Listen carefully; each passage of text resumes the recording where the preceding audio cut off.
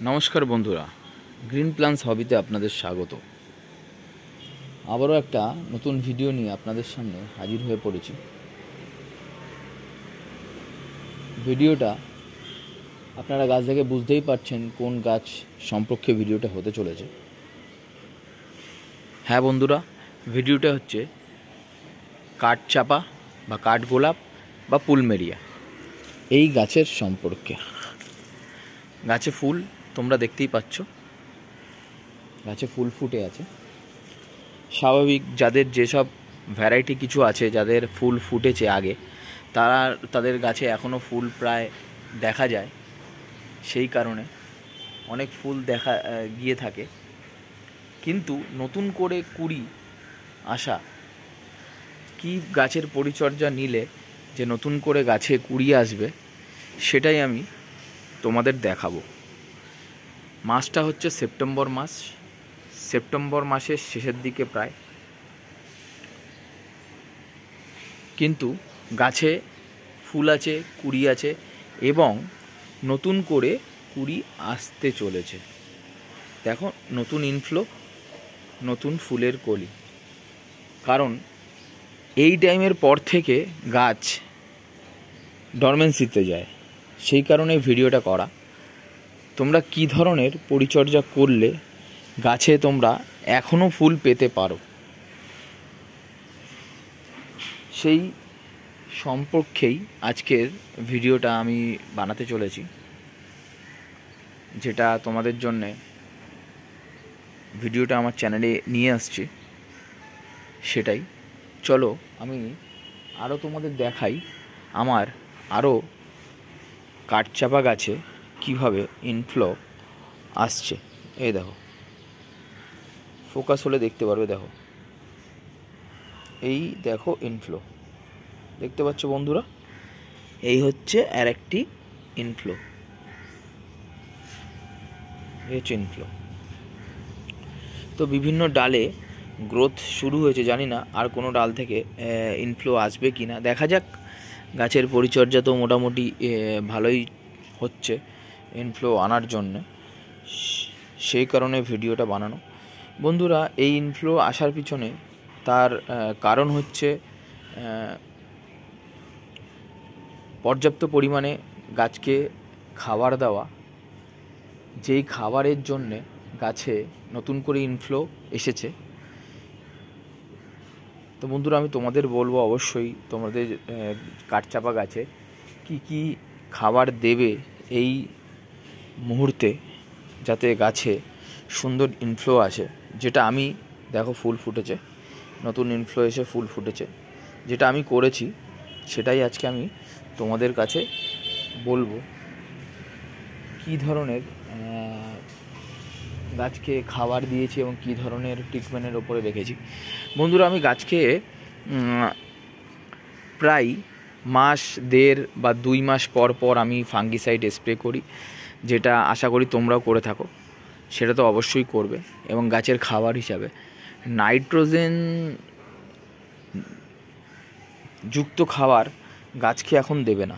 Nitrogen যুক্ত খাবার দিলে কি হয়, নাইট্রোজেন যুক্ত খাবার দিলে গাছের গ্রোথটা খুব বেড়ে যায় এবং গাছে ফুল আসে না।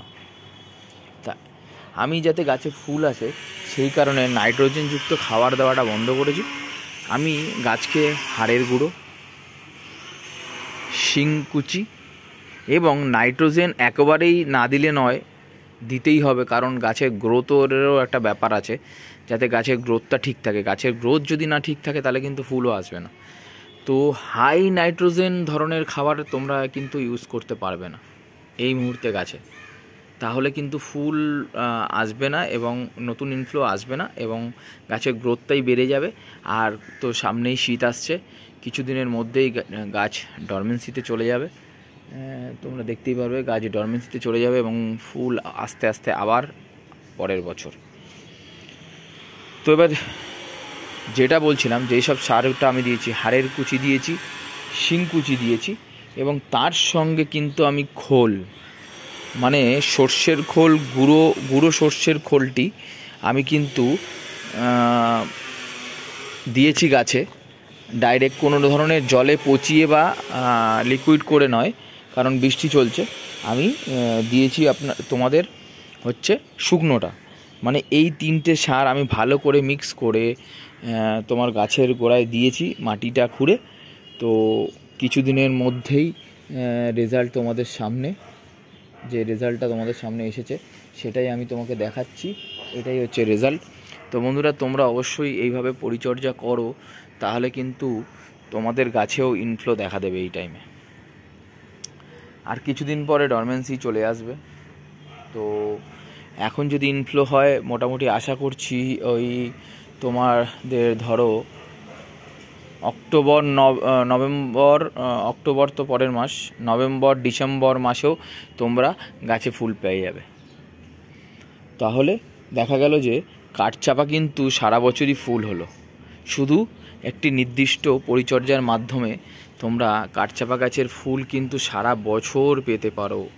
দেখো এই গাছে যেমনি এটা একটি থাই সুপার রাউন্ড, এই গাছের কিন্তু কলি এসেছে, ফুল হচ্ছে এবং কন্টিনিউ ফুল হবে। এখন তোমরা বুঝতেই পারছো অনেক ফুলের কলি রয়েছে, যেটা একের পর এক ফুটতে থাকবে। এই কলিটা ফুল শেষ হতে হতে ডিসেম্বর মাস চলে যাবে। আর তো বুঝতেই পারছো, আর এই সব কলিতে ফুল কিন্তু আমি শীতকালেও তোমাদের দেখাতে পারবো আশা করি। তো তোমরা এইভাবে পরিচর্যা নাও। যেসব খাবারের কথা আমি তোমাদের বললাম গাছকে দেওয়ার জন্যে, কাঠচাপা গাছকে, তোমরা অবশ্যই এই খাবারই তোমরা গাছকে দাও, তাহলে কিন্তু খুব সুন্দরভাবে গাছে ফুল বা কলি চলে আসবে। আর একটি সার আমি তোমাদের বলবো, যেটা রাসায়নিক সার সাধারণত আমি ইউজ কম করি, কিন্তু করতেই হয়।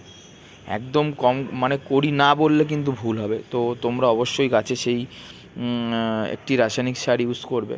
কিন্তু রাসায়নিক সার যত দেবে গাছের লংজিভিটিটা কমে যায়, কিন্তু এই সারটি ইউজ করলে আশা করি লংজিভিটি কমে না। তার কারণ হচ্ছে আমি কিন্তু বরাবরই এই সারটি ইউজ করে থাকি, এবং তাতে কি হয়, প্রপার গাছে ফুল ভালো হয় এবং ফুলের সাইজ যেমনি আসার কথা সেমনি আসে, কালার সেমনি আসে। সারটি হচ্ছে সিঙ্গেল সুপার ফসফেট। তো বন্ধুরা, তোমরা কিন্তু অবশ্যই সিঙ্গেল সুপার ফসফেট গাছে দেবে। যেই 3টে সার তোমাদের বানানোর কথা বললাম সেটা তো অবশ্যই দেবে, এবং তার সঙ্গে সঙ্গে কিন্তু সিঙ্গেল সুপার ফসফেট তোমাদের দিতে হবে। তাহলে কি হবে, তাহলে কিন্তু তোমার গাছের ইনফ্লোটা ভালো আসবে এবং ফুলের কালার ভালো আসবে এবং ফুলটিও ভালো হবে। সেই কারণে তোমরা এই সারটি ইউজ করবে। আর বিশেষত রাসায়নিক সার কিছু ইউজ করার দরকার নেই। হ্যাঁ, ফাঙ্গিসাইড তো অবশ্যই তোমাদের দিতে লাগবে, আর সঙ্গে পেস্টিসাইড সামান্য পরিমাণে ইউজ করতেও পারো, আবার নাও করতে পারো, কারণ এই গাছে সাধারণত বেশি রোগ পোকা দেখা যায় না, মাঝে মাঝে ছোটো ছোটো শোয়া পোকা হয়ে থাকে। তো সেই কারণে তোমরা এটা ইউজ করতে পারো। এটাই ছিল ভিডিওর মেন উদ্দেশ্য, তোমাদের কাছে পৌঁছে দেওয়ার। তাহলে আজকের ভিডিও এই পর্যন্তই, এবং পরবর্তী ভিডিওতে নজর রাখতে অবশ্যই আমার চ্যানেলটিকে সাবস্ক্রাইব করে নিও এবং বন্ধুদের মাঝে শেয়ার করো। তোমরা আমার চ্যানেলটিকে সাবস্ক্রাইব করছো না, সেই কারণে